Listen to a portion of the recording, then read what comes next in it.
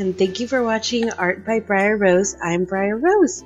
So as my first video today, we're going to be doing a mermaid, and as you can see, I've already actually drawn this mermaid out previously. However, I left it on the table, it got knocked over, and the puppy ran over it with his muddy paws, so that was not going to be usable. So I go in at first with the second drawing with a non-photo blue pencil just to kind of lay down some really light lines and shapes there, which really helped me go in and get the details with my mechanical pencil then afterwards. And you'll notice I wanted to put her hair in a ponytail, and it just kind of didn't work because I forgot I was supposed to put my fish there. So I put down the fish, and it just kind of looks like the hair goes behind the fish and then away. And this fish is based off of an angelfish. I did a bunch of Google image pictures, and I kind of like the shape of a couple of them, so I decided to go ahead and use that.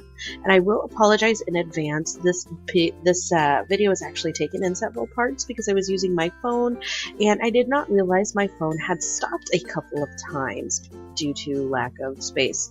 So now that I put down my line work, I'm going to go ahead and go in with a very fine pen. I believe this one was my Prismacolor fine pen.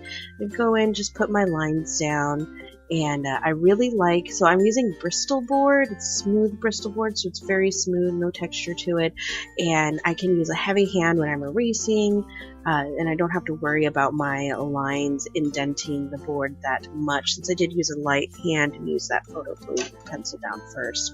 Then I'm going to go in with different markers. I use Prismacolor and Copic markers, and I'm just going to go down with flesh tone first, and then block in the tail. One thing I will say about this Bristol board is that it will absorb your ink rather quickly, even if it's alcohol or water based.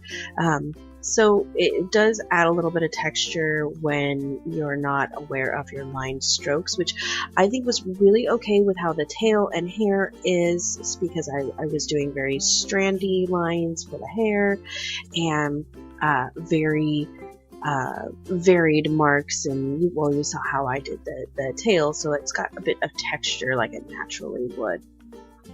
I'm going to go in with my fish, and I wanted my fish to be very bright and vibrant, so going in with some yellows and oranges, and I'm going to go in with reds later, and it's very bright poppy kind of fish. I wanted to be very tropical feeling, and I realized that her hair was a little too cool, so I'm going to go in with a warmer toned brown and do some strand work and have the cool bits being highlight work, and there's a angle change.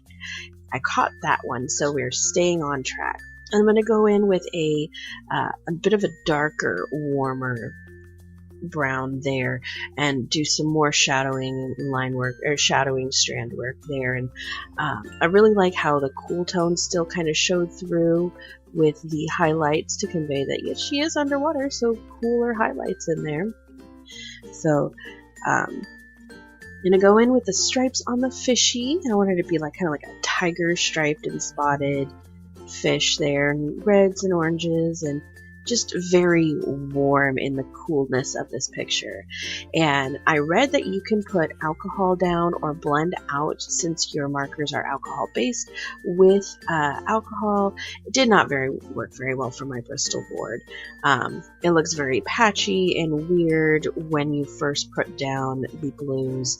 So, and there's going to be another camera change here in a second, and you'll notice the tail is complete. I went and did, and I didn't catch it in time, I went and did stripes and kind of like a stripe and spotted texture on her tail, which I really like how that came out in a gradient effect on the fin. And I'm going over with a teal blue for the background, which really covered up and softened the blue that we originally put down. And I'm going to go in and put bubbles in, because I really thought that the bubbles in the background would just kind of make the background less meh and give it a little bit more dynamic. And I did the eyes as well, which I'm going to go over and do highlights later. However, you'll see in the scan picture, the highlights are more of a red-brown, or her eyes are more of a red-brown color as opposed to just a nice brown color, which I thought was a little off for the picture. I didn't realize it was going to do that, but you know, you live, you learn. I'm going to go in with my white jelly pen and do highlights and strokes in the bubbles just to make them pop even more, which I absolutely love how these bubbles came out. And I'm going to do the highlight on the eyes and in the hair, and some fin or tail highlights as well. I did not put any highlights in the fish, but now that I think about it, I probably should have. Since, you know, the fish is also underwater, that would be do little highlights there as well. So, and here is the finished picture. I hope you guys enjoy. If you have any suggestions for upcoming pictures, please let me know. If you like my pictures and you want to see more of my videos, please like and subscribe. I will be doing a picture at least once a week. So I hope you enjoy, and thank you for joining me.